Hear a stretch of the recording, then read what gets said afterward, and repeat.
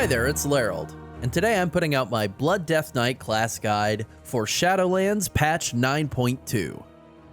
As I start this video, let me get one thing across. I don't hate Blood DK. I've been playing Blood DK for well over 10 years now, and I've been seeing comments about how this guy hates Blood DK for, I don't know, at least 5 years in this comment sections here, and no, I don't at all. It's the only class I see these comments on too, which just confirms what I already know as somebody with a lot of Blood DK main friends. There's something wrong with the brains of people who choose to main Blood DK.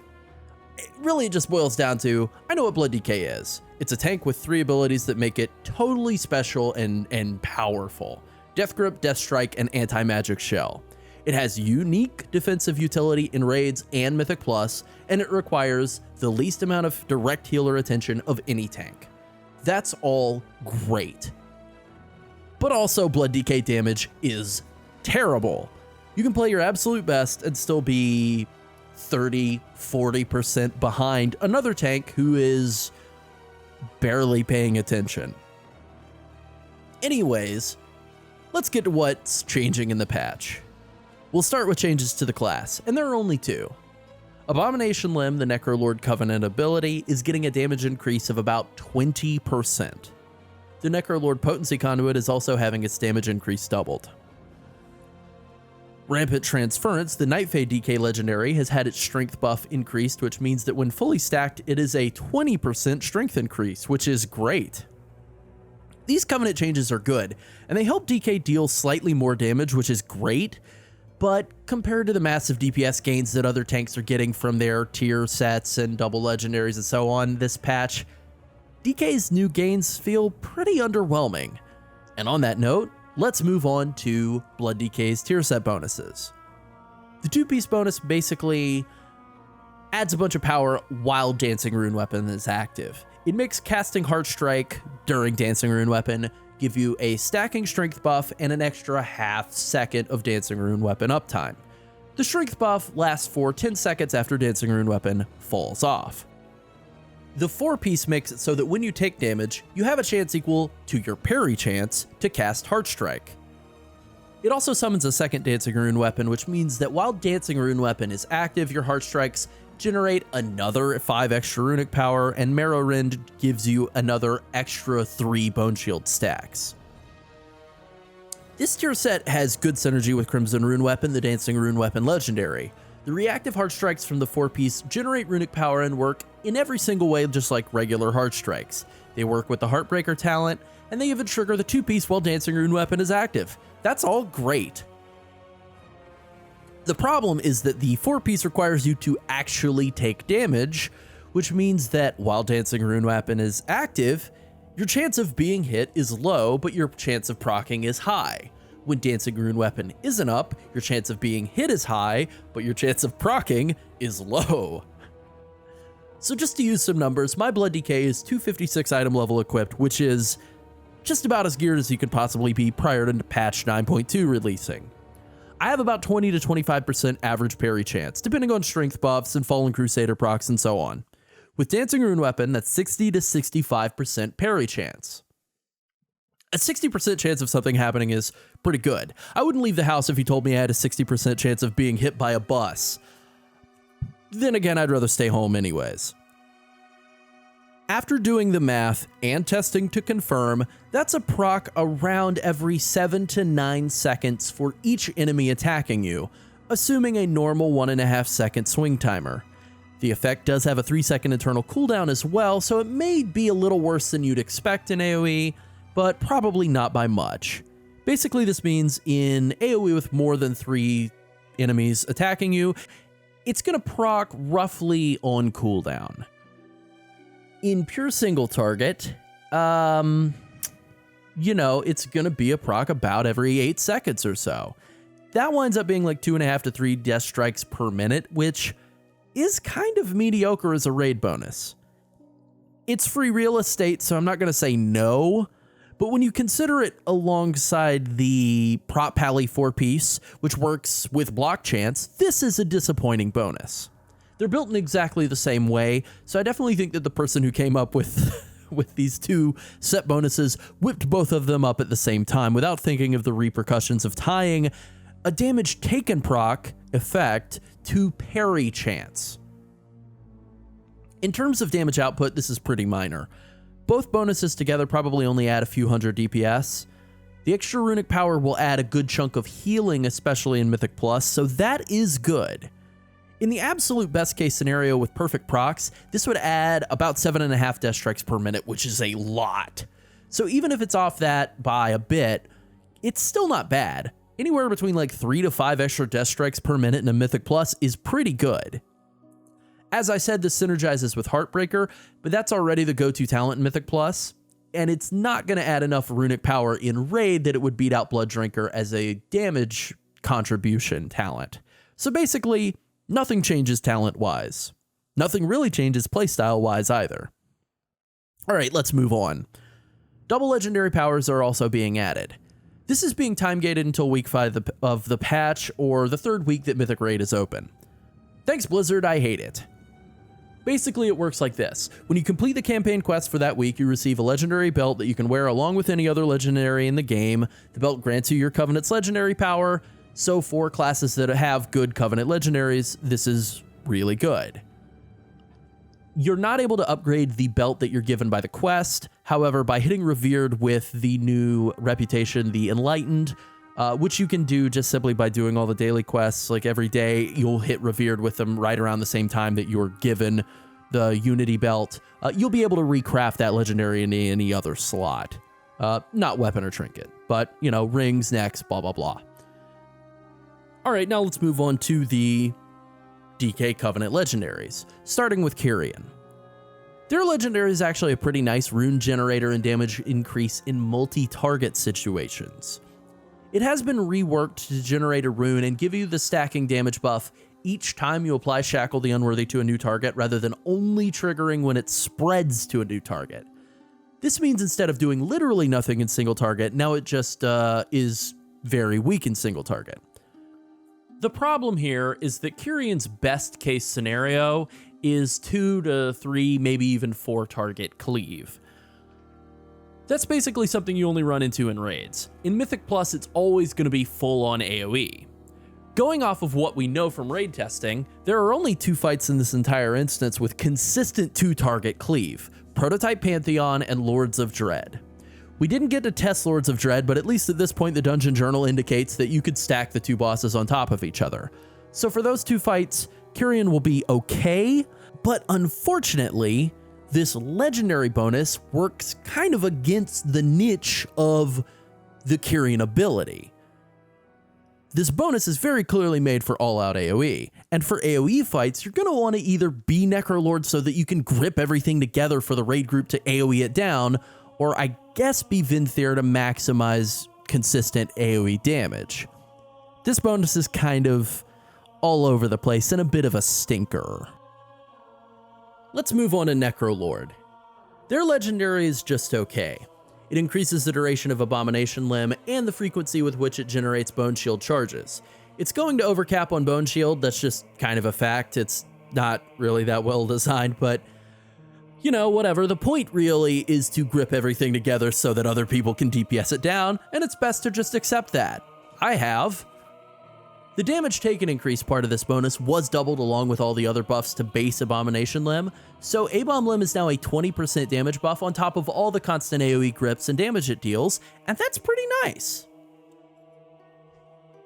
Night Fae is actually my favorite DK Covenant legendary. It's passive for the most part and kind of boring, but it adds a lot of extra value onto a Covenant power that's also, you know, mostly passive.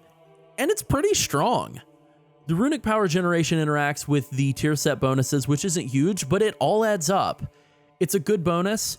Getting 20% more strength just passively is pretty nice, and it's all pretty easy to use. The Vinthyr legendary basically just adds some extra juice onto what the Covenant already does best. It's free damage output that scales well into AoE. This is terrific in Mythic Plus. The healing will probably wind up being mostly wasted as overhealing, but, you know, that doesn't really matter. Blood DK struggles with AoE threat, and free damage at the start of pulls really helps with that. Now let's get on to Covenants at large. Kyrian DK's primary use is for parsing in raids. It's generally the best Covenant choice in raid fights with 1 or 2 target cleave. That being said, if you don't need AoE grips, Kyrian's actually a pretty good choice in raid. Necrolord is the best DK utility option by far. It's the only Covenant I ever play in raids. It's really the only one I ever play in Mythic Plus either. The fact that it had its damage buffed a bunch of times in patch 9.2 is great, but it doesn't really affect how you would approach it. If you need AoE grips, you play Necrolord. If you don't, then, you probably don't. If you really need to be tanky, I prefer to play Monk, but if I were going to play DK in raid and I didn't need Necrolord grips and I really needed to be tanky, you could play Kyrian. That's more of a parsing thing. I would instead play Night Fae DK. The damage reduction from Death's Due is fantastic. The mastery and percentage health increases from running Naya's Soulbind is also very nice. DK has difficulty with mobility, so being Night Fae and having Soul Shape is pretty nice too. Night Fae DK suffers from movement fairly badly. Having to move out of your Death's Due is bad. So it's not the most beginner-friendly choice despite how simple this Covenant seems, but still, the tankiness is very strong. It's boring, but I kind of like it. Night Fae's constant damage reduction and strength bonus can actually be very good for high-level Mythic Plus pushing as well. Vinthyr is more popular in Mythic Plus, but I have seen a fair number of Night Fae Blood DKs pushing keys in the 28 plus range. Vinthyr is the best Covenant for Blood DKs in Mythic Plus. Swarming Mist generates a ton of runic power and deals good burst AoE damage. In single target, it's very bad. I would never play Vinthyr on a typical single target raid fight, or really in raid at all, I think. In Mythic Plus, though, it's basically the gold standard for Blood DK Covenants. Just personally, I've gotten used to the AoE grips from Necrolord. I've actually been leveling Vinthyr the last couple of days, and it's disorienting. But there's no question Vinthyr is just more consistent and generally the strongest option in Mythic Plus. So just to summarize, for raid, I think Necrolord's generally the most important Covenant. It's incredibly powerful fights with grippable adds. Basically a must-have. For fights without adds, you can play whatever Covenant you like. Night Fae is probably the best if you're struggling to stay alive, if you really want to bump up your tankiness. But Kyrian is, better if you just want to get as much damage as you can. For Mythic Plus, Vinthyr is the strongest Covenant. That's not really up for debate, but honestly, all 4 are pretty solid. If you're not pushing extremely high, I think you could basically get away with just filling whatever Covenant the group needs to get a Covenant-specific dungeon buff. If that's already covered, I would run Necrolord personally, but I think most people should run Vinthyr to have good AoE threat cooldown for each pull. I just like Necrolord because it's a way to constantly grip in caster and archer mobs, and I would say it depends on which dungeon you're doing. Night Fae can also work too. The only one I wouldn't really want to run in a high-end dungeon is Kyrian. I'm sure it's very doable, especially with the Covenant Legendary actually working pretty well in AoE, but it's not quite as smooth and easy to handle as the other 3. All right, let's jump into Soulbinds and be quick about it. For Kyrian, it's Mechanicos. There is no alternative. I'm just going to stall now so the tree stays on the screen long enough for you to see it. Has that been long enough? Great. For Necrolord, I think Plague Deviser Merilith is a much stronger choice than Imini, but Imminently allows you to fleshcraft while moving. So both trees are viable choices. As of the night I wrote this, I used Plague Deviser and Perfect Form to fleshcraft through a set of Painsmith stun balls in Phase 3, and I lived, and we killed it. It's pretty good. As Night Fae, it's Naya only. If you play Karain for the crit buff, I think you should be legally required to stop playing Blood DK.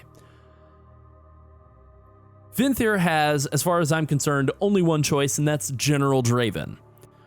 Other Blood DK theory crafters may tell you that Theotar is better, and he is in Sims. The problem with Theotar is that he's reliant on procs, and he requires you to stand still once he procs his Mastery Umbrella. None of that is good. General Draven isn't as strong as Theotar in the ideal perfect scenario, but he is more consistent in practice. Just stick with Draven. He's the man. All right, I talked about Soulbinds and pointed out the best trees, but now let's cover Conduits. Blood DK potency Conduits are fairly bad.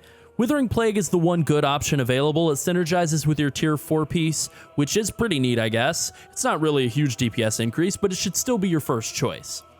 After that, your Covenant-specific Conduit will be your second best option. Again, it's not huge, but it's not bad. Third is Adaptive Armor Fragment. You could run this in place of your Covenant Conduit, as it technically provides a little bit of defensive value, but it's so small. I would rather have the extra damage that comes from the Covenant Conduit. I shouldn't mention Debilitating Malady. It's the worst potency conduit in the entire game. Let's move on. So Blood DK potency conduits are bad, but their endurance conduits are pretty good, and their finesse conduits are as well. Let's start with the endurance ones. Meat Shield adds extra duration and defensive value onto Dancing Rune Weapon. It's very simple, but also very good, and it synergizes nicely with the tier set and Crimson Rune Weapon. Condensed Animosphere adds a basic trickle of healing, but that's still pretty nice. I would say it's your number 2 option as far as endurance conduits are concerned. Hardened Bones makes Lichborn into a minor defensive cooldown, which is a good addition to DK's terrific defensive toolkit, but not quite worth giving up the constant defensive value of Condensed Animosphere to me, and not really worth going out of your way to get in some of the Soulbind trees that only have 2 convenient endurance conduit slots. Reinforced Shell is another option. It's pretty useful in raids if you need to maximize the value of AMZ. Personally, I never use it. Instead, I just try to make a joke out of how small my AMZ is. Quick, everybody, getting close for a hug. My AMZ is tiny. Like something like that. The other endurance conduits are, pretty low impact.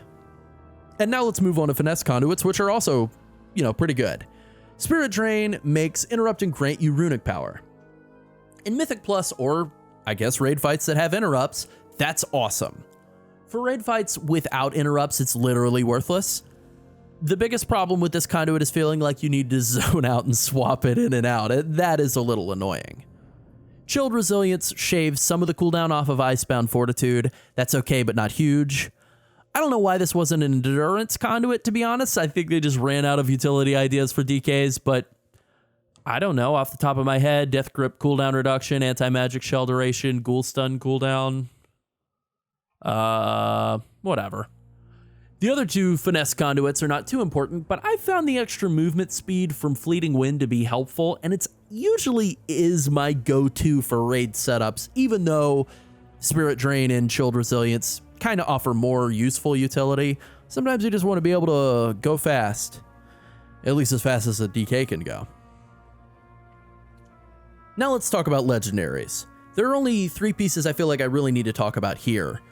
I'll start by saying the thing I've said in all the other 9.2 tank videos already. Tier set pieces force you to not wear Legendaries in the helm, shoulder, chest, gloves, and leg slots. Blah, blah, blah. You can wear a Legendary in one slot, but then you're banking on getting 4 pieces of tier across the other 4 slots. I don't want to make that gamble. First up is Crimson Rune Weapon, which is the best defensive option. It's very good. I wear it nearly 100% of the time. I feel naked without it. Crimson Rune Weapon grants you way more uptime on Dancing Rune Weapon, which synergizes really nicely with the new tier bonuses. I think you should wear Crimson Rune Weapon 100% of the time in Mythic Plus, but I thought that in patch 9.1 as well. The free Bone Shield charges help the rotation flow smoothly too. This legendary loses some value when you're fighting taunt swap bosses. 50% of its value, and those are fairly common in raids. But in Mythic Plus, this is basically a 100% must-have.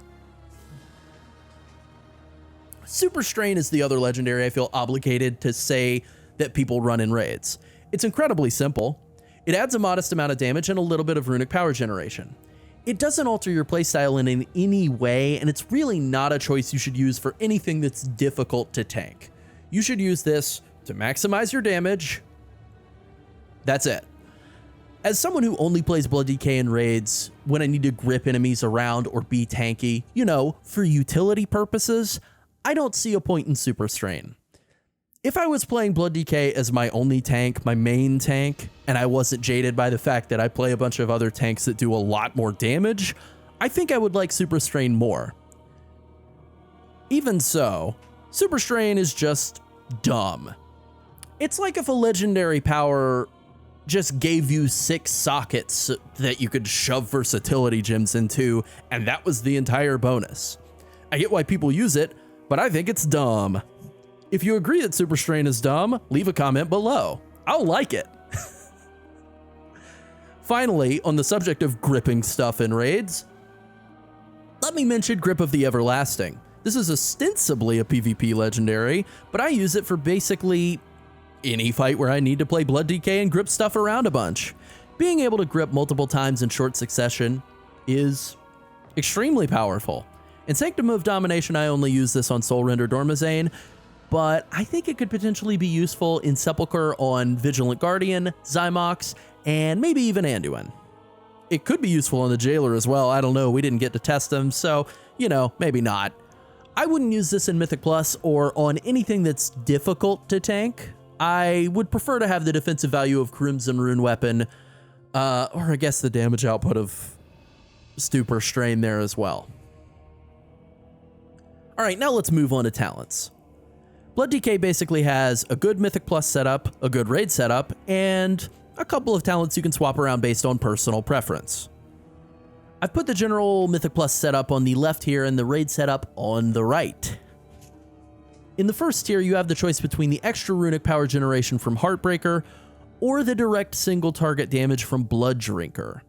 In Mythic Plus, I prefer Heartbreaker. In raids, Blood Drinker is a better DPS option.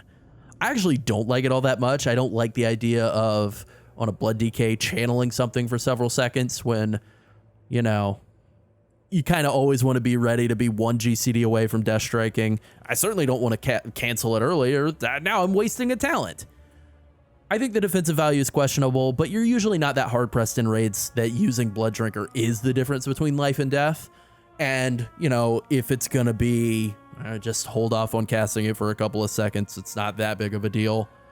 The tier set interacts with Heartbreaker, and that's great, but the runic power generation isn't enough to justify dropping Blood Drinker in raids. In tier 3, I prefer Blood Tap at all times. If you're still not comfortable with Blood Tap, Relish in Blood is decent and easy enough to use. I think Blood Tap winds up being a better choice for most experienced players, but Relish in Blood is good enough to get by. In tier 4, I use Will of the Necropolis 99% of the time, but Anti-Magic Barrier's cooldown reduction was extremely valuable for Sylvanas. I don't know offhand of any fights in Sepulchre where it could be useful, but it's always a good option if Anti-Magic Shell really breaks some sort of boss mechanics. In Mythic Plus, I use Grip of the Dead. That's it. The AoE slow is extremely powerful for kiting purposes. If I need to slow groups of adds and raids, I will use it there as well. Otherwise, I just use Wraith Walk to help with mobility. I prefer Voracious at all times. It's stronger defensively and will give you more self-healing than Bloodworms. Bloodworms adds a little bit of damage. It's basically a raid parsing talent, but unfortunately parsing as a Blood DK is like being the best at coming in 6th place. I don't think they give out medals for that yet. Finally, all the options in the last tier have use. I wasn't a huge fan of Purgatory back in Castle Nathria, but using it in Sanctum brought me back around. It's just a really good defensive safety net in raids. Red Thirst is the talent that's dropped off the most in my opinion. Having more Vampiric Blood uptime can absolutely save your life, and it synergizes pretty well with the new tier bonuses, but I think it's not as good for staying safe in progression rating as Purgatory. I still think Red Thirst is terrific in Mythic Plus though. It's really hard to die while Vampiric Blood is active, and if you're running Red Thirst, it's basically going to be up for every difficult pull. Bone Storm isn't terrific, but it's an okay offensive cooldown. It synergizes nicely with Swarming Mist if you're Venthyr. Being able to hit Swarming Mist and then follow up with Bone Storm to dump all that runic power is really nice for maximizing your AoE threat at the start of pulls. If you're playing Necrolord or Nightfang Mythic Plus, I would probably stick to Red Thirst all the time instead. I think Red Thirst is generally better for pushing Mythic Plus as well. Bone Storm is really just for kind of slamming your way quick and dirty through easy keys. When it comes to Blood Death Knight's rotation, the old adage of easy to learn and difficult to master really is the perfect description. You just want to use Dancing Rune Weapon as much as you can. Always stay at 7 or more Bone Shield charges, and then never let your runes or Blood Boil sit on cooldown, and never let your runic power cap. Blood DK has an absolutely enormous bag of defensive cooldowns to suit virtually every situation you can encounter as a tank. Use them as you need them. I really like Red Thirst in Mythic Plus because it lets me have Vampiric Blood up very frequently, and I use that cooldown very often. That's square one for me when it comes to using a big defensive cooldown. In raids, if you're taking a big predictable boss hit, Rune Tap prior to the hit, then Death Strike afterwards. That's sort of the Blood DK 1-2 combo. Always try to use Anti-Magic Shell to mitigate spell damage unless there's a dangerous or annoying debuff that you can use it to prevent from applying. Usually those two things are linked to each other anyways. You know, use Icebound Fortitude whenever you need sort of a longer but really decent defensive cooldown. You know, they're all good. Use them all. The basic stat priority for Blood Death Knight is pretty much the same as it has been in the past couple of expansions. Versatility and haste are both extremely good. Verse increases your healing and damage and, you know, makes you tankier. And haste speeds up your GCDs and your rune regeneration, which makes you capable of getting out more death strikes and getting them out more quickly. It really helps with reaction time. I generally think the verse is a little bit better. I gem and enchant towards verse, but haste feels nicer. Mastery and crit are both okay. They're just not quite on the level of verse and haste. Ultimately, the most important thing to go after is tier set bonuses first, then item level, then sockets, and then verse and haste. I would say for weapon enchant, use Fallen Crusader. Some people like Rune of Hysteria for the random increases to runic power generation it gives, but I prefer the more direct offensive and stat budget value of Fallen Crusader. As far as trinkets go, there are some good ones from dungeons and raids, and I'll just highlight the best options. Starting with dungeons, Phial of Putrefaction from Plaguefall is very simple, single target DPS increase from Mythic Plus. That's very good in raid. The best defensive trinket from Mythic Plus is Blood Spattered Scale, which is from the other side. It's an excellent defensive trinket that still offers a decent chunk of damage. Both of those two trinkets were nerfed within the last couple of days. I think their plan was to make other trinkets from Mythic Plus be more desirable for melee DPS and tanks, but did they buff anything else to help guide us in that direction? In any other direction? No. They left everything else just as bad and awful and unappealing as it was before, so now the two good options are just worse. Thanks, guys. Codex of the First Technique from Tazavesh is very good. It's been pretty, like, secretly popular among Blood DK players throughout Season 2, even at the 233 item level that you could get it from Tazavesh at. So now that you can get it at a higher item level, because Tazavesh is going to be added to the Mythic Plus dungeon pool in Season 3, I think that this is going to be like a really nice trinket for Mythic Plus pushing specifically, but potentially useful in raids on some ad-heavy fights. There are two new trinkets from Sepulchre of the first ones that are okay and worth mentioning. I'll mention one that totally sucks, and the rest are all generic. Pulsating Rift Shard is an active defensive trinket. It takes 3 seconds to go off and has a 1-minute cooldown. It looks like Blood Spattered Scale when you read the tooltip, but the 3-second windup and the extremely thin line make it really uncomfortable to use, and I do not like it nearly as much as Blood Spattered Scale. On a training dummy, it's pretty good, but in practice, I think it's a lot less consistent. Still, a 1-minute cooldown on a big shield is good, so this will probably wind up getting some use. Blizzard rebalanced this trinket a couple of times while I've been working on this video, so I wouldn't be surprised if they keep doing more as people get it and complain about how hard it is to hit more than one target at a time with this skinny little line. It's okay. Pocket Protoforge is very simple. It's just a proc shield trinket. You take damage and sometimes it will proc a big old shield. It's boring, but it's decent. 1 proc per minute, though, is a little underwhelming, and I wouldn't mind seeing that bumped up. Okay, the crap trinket I was talking about is Elegy of Eternals. Throughout all of the PTR, it was giving over 1,000 secondary stat budget just as a like permanent stat stick, which was insane. And people expected it to be nerfed. It was nerfed by like 92% or something, which makes it now weaker at 287 item level than like the Mythic Stone Legion General Trinket from Castle Nathria at 226 item level, 233. Yeah, it's crazy how bad they've made this trinket. You know, maybe they'll change it back. All right, let's go over a couple of trinkets from Sanctum of Domination that I think could still be good next tier. Shard of Anhilda's Aegis from the 9 is really strong defensively. It reduces a flat amount of damage from all hits and all dot effects while it's active, and that calculation's done after all damage reduction effects are factored in, which makes it really good. It's for Blood DK, because their armor values are so low, it is actually kind of a weaker option, but it's still useful for anything damage over time related. The only way that I think that this doesn't wind up being like better than the new trinkets is if it gets nerfed, and I do think that'll happen. I think they're going to be upset that they made new higher item level trinkets that are worse than an old one from like the easiest boss in the universe. Because of that, I would say don't worry too much about this if you don't have it. I don't think it'll stay great for long, but if you do have it, you know, enjoy it while it lasts. Weave of Warped Fates has been redesigned to be a normal cheat death trinket. Unlike the Splintered Heart of Alar from Castle Nathria, it doesn't really do anything except prevent your death, meaning you won't blow up and kill your healer or like one of the rogues. No damage to nearby enemies is, I guess, a loss, but you know, this is a full 26 item levels higher than the Nathria Splintered Heart, and that's great. This actually, unfortunately, is worth going back to Sanctum of Domination to farm for.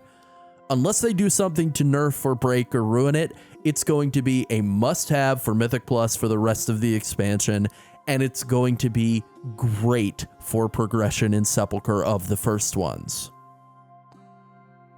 Alright, as we're heading into the final patch of Shadowlands, Blood DK still looks extremely strong. It's an incredibly tanky spec, and it's going to stay good at all the things it does really well. The new content looks fun, and the new bonuses are pretty decent. Blood DK was great in raids and Mythic Plus in patch 9.1, and I think they're going to be great again in patch 9.2. I'm looking forward to it. Well, I think that about covers it. If you have any questions about Blood DK and Shadowlands patch 9.2, ask away. Stay tuned for more Shadowlands content, and thank you for watching. Bye.